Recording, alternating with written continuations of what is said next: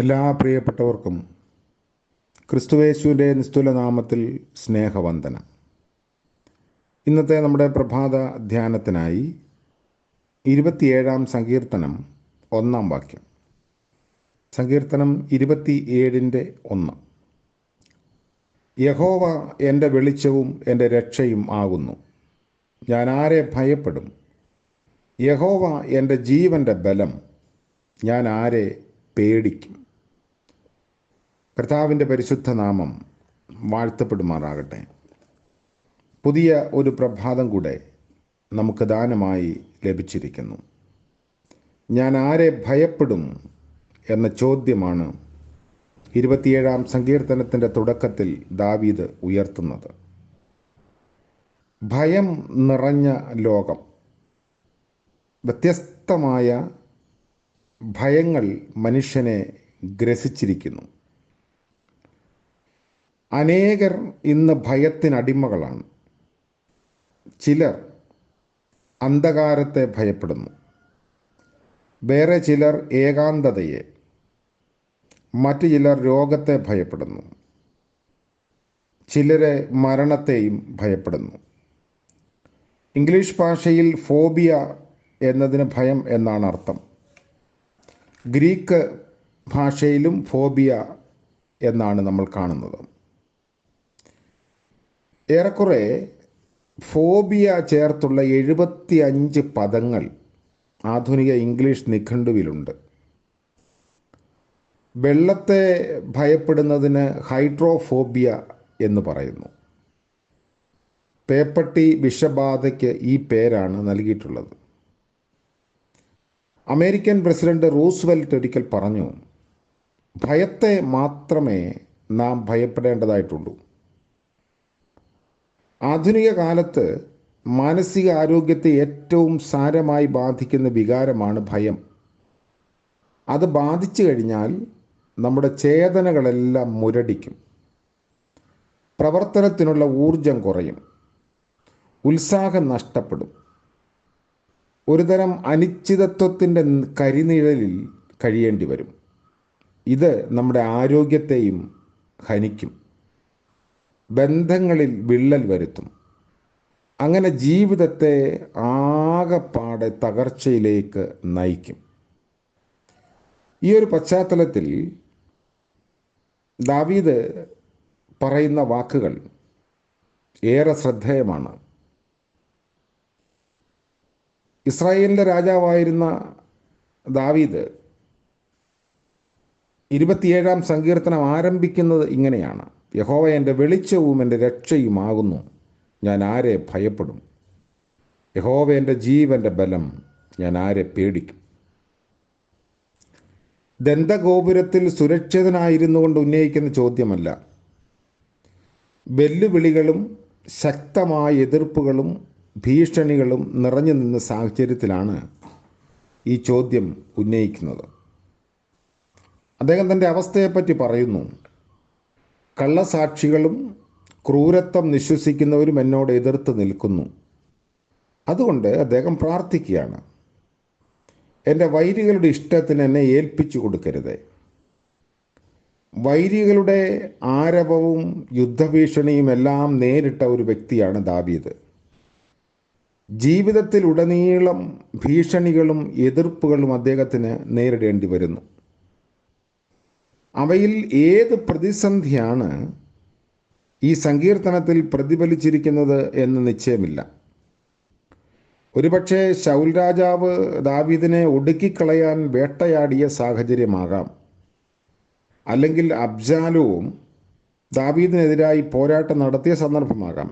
ഏതായാലും ദാവീദിൻ്റെ ശത്രുക്കൾ ദുഷ്കർമ്മികൾ എന്ന് 20 വാക്യത്തിൽ അദ്ദേഹം സൂചിപ്പിക്കുന്നു. അവർ വന്യമൃഗങ്ങൾ പോലെ തൻ്റെ മാംസം തിന്നാൻ സാഹസപ്പെടുന്നു എന്ന് ഒരു പ്രലപനം നടത്തുന്നു. ഒരു കാര്യം ഉറപ്പാണ്, ഭയവും ഭീതിയും ആകുലതയും എല്ലാം കടന്നെത്തി അദ്ദേഹത്തെ പരാജയപ്പെടുത്താമായിരുന്ന ഒരു സാഹചര്യമായിരുന്നു. അപ്പോഴാണ് ഒരു വെല്ലുവിളി പോലെ ചോദിക്കുന്നത്, ഞാൻ ആരെ ഭയപ്പെടും? ഞാൻ ആരെ പേടിക്കും? തുടർന്ന് ധീരത നിറഞ്ഞ മനസ്സോടെ പ്രഖ്യാപിക്കുന്നു, ഒരു സൈന്യം എൻ്റെ നേരെ പാളയമിറങ്ങിയാലും എൻ്റെ ഹൃദയം ഭയപ്പെടുകയില്ല. എനിക്ക് യുദ്ധം നേരിട്ടാലും ഞാൻ നിർഭയമായിരിക്കും. വലിയ അപകട ഭീഷണി ഉള്ളപ്പോൾ നിർഭയനായിരിക്കാൻ അദ്ദേഹത്തിന് എങ്ങനെ കഴിഞ്ഞു?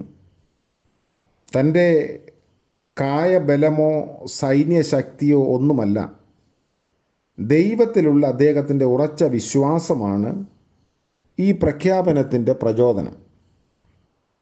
ഒരിക്കൽ ശിഷ്യന്മാരും യേശുവും ഒരുമിച്ച് ഗലീല തടാകത്തിൽ ഒരു വഞ്ചിയിൽ യാത്ര ചെയ്യുമ്പോൾ കൊടുങ്കാറ്റടിച്ച് തിരമാലകൾ ഉയർന്നു. വഞ്ചി മുങ്ങിപ്പോകുമോ എന്ന ആശങ്കയിലായി ശിഷ്യന്മാർ. അവർ ഭയചകിതരായി. അവർ യേശുവിനെ ഉണർത്തി ചോദിച്ചു, ഗുരോ, ഞങ്ങൾ നശിച്ചു പോകുന്നതിൽ നിനക്ക് വിചാരമില്ലയോ? അവൻ എഴുന്നേറ്റ് കാറ്റിനെ ശാസിച്ചു, കടലിനോട് അനങ്ങാതിരിക്കുക, അടങ്ങുക എന്ന് പറഞ്ഞു. അപ്പോൾ വലിയ ശാന്തത കൈവന്നു. യേശു ശിഷ്യന്മാരോട്, നിങ്ങൾ ഇങ്ങനെ ഭീരുക്കളാകാൻ എന്ത്? നിങ്ങൾക്ക് ഇപ്പോഴും വിശ്വാസമില്ലയോ എന്ന് ചോദിച്ചു.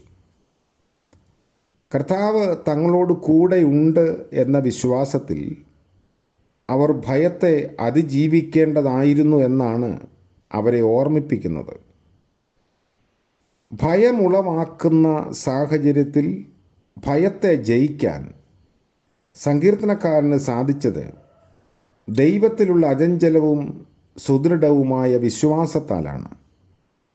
ദൈവത്തിലുള്ള വിശ്വാസം പ്രഖ്യാപിക്കുന്നത് ഇങ്ങനെയാണ്: യഹോവ എൻ്റെ വെളിച്ചവും എൻ്റെ രക്ഷയും എൻ്റെ ബലവുമാകും.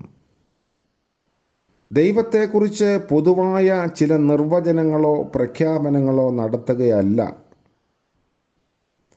ദാവീദ് ഇവിടെ ചെയ്യുന്നത്. തൻ്റെ വ്യക്തിപരമായ അനുഭവത്തിൽ തനിക്ക് ദൈവം ആരാകുന്നു അല്ലെങ്കിൽ എന്താകുന്നു എന്ന് ശക്തമായ സാക്ഷ്യം നൽകുകയാണ്. നമ്മുടെ മതവിശ്വാസവും ആധ്യാത്മിക നിലവാരവും ഈ തലത്തിലേക്ക് ഉയരേണ്ടതായിട്ടുണ്ട്. വേദശാസ്ത്രപരമായ നിർവചനങ്ങളും പ്രഖ്യാപനങ്ങളും ഒന്നുമല്ല പ്രധാനം. വ്യക്തിതലത്തിൽ ദൈവം എങ്ങനെ അനുഭവപ്പെടുന്നു എന്ന് കണ്ടെത്തേണ്ടതാണ്. എൻ്റെ വെളിച്ചം, എൻ്റെ രക്ഷ, എൻ്റെ ജീവൻ്റെ ബലം എന്നിങ്ങനെ വൈയക്തിക തലത്തിൽ അനുഭവപ്പെടുമ്പോൾ മാത്രമേ നമ്മുടെ ആത്മീയത യാഥാർത്ഥ്യമായി തീരുകയുള്ളൂ. 23-ാം സങ്കീർത്തനത്തിലെ പ്രഖ്യാപനവും ഇതിനോട് സമമാണ്. യഹോവ എൻ്റെ ഇടയൻ. ബൗദ്ധികമായ തലത്തിലും അക്കാദമിക തലത്തിലുമുള്ള പരിചിന്തനത്തെക്കാൾ ഉപരിയായി ദൈവം നമ്മുടെ വ്യക്തിപരമായ അനുഭവത്തിലേക്ക് കടന്നു വരണം. ഇന്ന് ദൈവശാസ്ത്ര സിദ്ധാന്തങ്ങൾ ക്രോഡീകരിക്കുന്നതിലും രൂപപ്പെടുത്തുന്നതിലുമാണ് ഒട്ടേറെ സമയവും ശ്രദ്ധയുമൊക്കെ തിരിഞ്ഞിരിക്കുന്നത്. അത് ആവശ്യം തന്നെയാണ്. എന്നാൽ ആധ്യാത്മികതയുടെ ഉറവിടം ദൈവാനുഭവമായിരിക്കണം. ദാവീദിൻ്റെ അനുഭവത്തിൽ ദൈവം തനിക്ക് എന്തെല്ലാമാകുന്നു എന്ന് വളരെ വ്യക്തമായി അദ്ദേഹം ഇവിടെ രേഖപ്പെടുത്തുന്നു. പ്രധാനമായ 3 കാര്യങ്ങളാണ് ദൈവത്തെക്കുറിച്ച് അദ്ദേഹം ഓർമ്മിപ്പിക്കുന്നത്. അതിൻ്റെ ചിന്തയിലേക്ക്, വിശദാംശത്തിലേക്ക് നമുക്ക് അടുത്ത ധ്യാനത്തിൽ പ്രവേശിക്കാം എന്ന് കരുതുന്നു. വെളിച്ചവും രക്ഷയും ജീവൻ്റെ ബലവും. ഇന്നത്തെ ദിവസം നമ്മുടെ ജീവിതത്തിൽ ഭയരഹിതമായി ജീവിപ്പാൻ ഇടയാക്കണമേ എന്ന് ദൈവത്തോട് പ്രാർത്ഥിക്കാം. നിസാര കാര്യങ്ങളെപ്പോലും അതിജീവിക്കാൻ കഴിയാതെ, അഭിമുഖീകരിക്കാൻ കഴിയാതെ ജീവിതത്തിൽ നിന്ന് ഒളിച്ചോടുന്ന ധാരാളം വ്യക്തികളും കുടുംബങ്ങളും ബന്ധങ്ങളുമൊക്കെ ഉണ്ട്. അതിൻ്റെ മധ്യത്തിൽ നമുക്ക് ഈ വാക്യം നമ്മുടെ നെഞ്ചോട് ചേർത്ത് പിടിക്കാം. ഇത് നമ്മുടെ പ്രഖ്യാപനമാകട്ടെ. ദൈവം നമ്മളെ അനുഗ്രഹിക്കട്ടെ. പ്രാർത്ഥിക്കാം. കർത്താവേ, ഞങ്ങളുടെ ദൈവമേ, സ്വർഗീയ പിതാവേ, മനോഹരമായ പുതിയ പ്രഭാതത്തിനായി നന്ദിയോടെ സ്തോത്രം ചെയ്യുന്നു. രാത്രിയിൽ നിദ്രയും വിശ്രമവും നൽകിയല്ലോ. ഉണർവ് നൽകി പ്രഭാതത്തെ കാണുവാനുള്ള ഭാഗ്യം നൽകിയതിനായും സ്തോത്രം. ഇന്നത്തെ പകൽക്കാല ജീവിതത്തിൽ ഭയരഹിതമായി ജീവിപ്പാൻ അവിടുന്ന് ഞങ്ങളെ സഹായിക്കണമേ. ഞങ്ങളുടെ ആവശ്യങ്ങളുടെ മധ്യത്തിൽ ഞങ്ങൾ തകർന്നു പോകാതിരിപ്പാൻ, അപ്രതീക്ഷിതമായി ഉണ്ടാകുന്ന ചില അനുഭവങ്ങളുടെ മധ്യത്തിൽ ഞങ്ങൾ ഭയന്ന് പിന്മാറിപ്പോകാതിരിപ്പാനുള്ള കൃപ നൽകണമേ. ശിഷ്യന്മാരോട് കൂടെ യാത്ര ചെയ്ത് അവരുടെ ഭയത്തെ അകറ്റിയ ദൈവം ഞങ്ങൾക്ക് വേണ്ടി ഇന്നും ജീവിക്കുന്നവനാകിയാൽ സ്തോത്രം. ഞങ്ങളുടെ ജീവിത നൗകയുടെ കേന്ദ്രത്തിൽ അവിടുന്ന് കൂടെയുണ്ട് എന്നുള്ള ഉറപ്പ് നൽകണമേ. ഇന്ന് പ്രഭാതം മുതൽ പ്രദോഷം വരെയും മാറാത്ത കൃപയും സാന്നിധ്യവും നൽകി ഞങ്ങളെ അനുഗ്രഹിക്കണമേ. ഞങ്ങളുടെ കുറവുകളും വിശ്വാസത്തിൻ്റെ പോരായ്മകളും ക്ഷമിക്കണമേ. ഇന്ന് ജന്മദിനം ആഘോഷിക്കുന്ന പ്രിയപ്പെട്ടവർക്ക് വേണ്ടി പ്രാർത്ഥിക്കുന്നു. വിവാഹ വാർഷികം ആഘോഷിക്കുന്നവർക്ക് വേണ്ടി പ്രാർത്ഥിക്കുന്നു.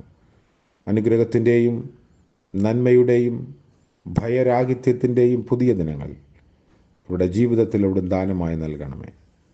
യേശു മശിഹ മൂലം പ്രാർത്ഥിക്കുന്നു. കൃപയോടെ കേൾക്കുമാറാകണമേ. ആമേൻ.